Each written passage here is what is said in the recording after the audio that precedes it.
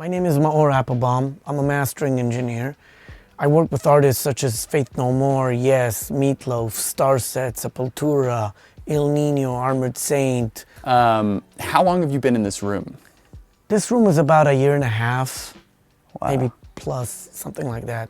It's quite new, I would say. The room I had before, I had it almost a decade. And when we took it apart, I took some of the stuff from there. And because this is a bigger room, I had to combine more materials. So I utilized some of the stuff that I had then, which is the Prime Acoustic panels and the Prime Acoustic full traps and max traps. And I added those chocolate diffusers. I call them chocolate because they're like cubes. And then all the other panels, the ones that you see on the ceiling panels, and the big side panels, these, the ones there in the windows, and in the back here, those are from a company called Sense and Sound. You know, the combination here is, you know, positioning each one at its right place, then measuring, listening to the room. So it's a lot of work to get it to sit exactly in the spot that's needed.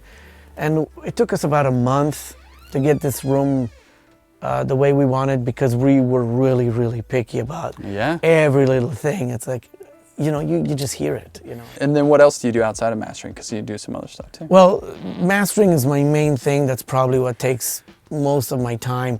And then the other thing I do is I also consult and collaborate on developing hardware gear and for recording, mixing, mastering, and also consult to different companies, audio companies. Collaborate also on plugins, and I do presets for plugins.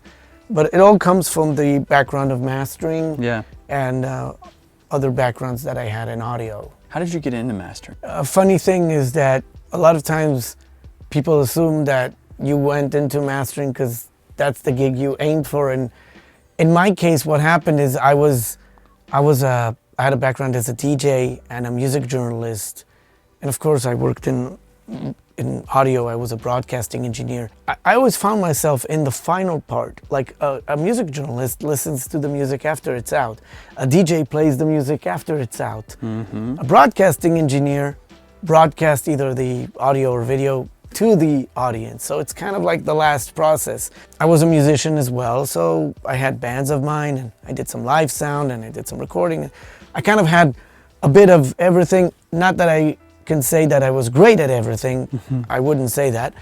But I found that the mastering is something that was like a natural progression for me to go into, because it was the buffer between the listener and audience to the production. And that's where I felt that my best assets were there. And so I tried other stuff, of course, you know.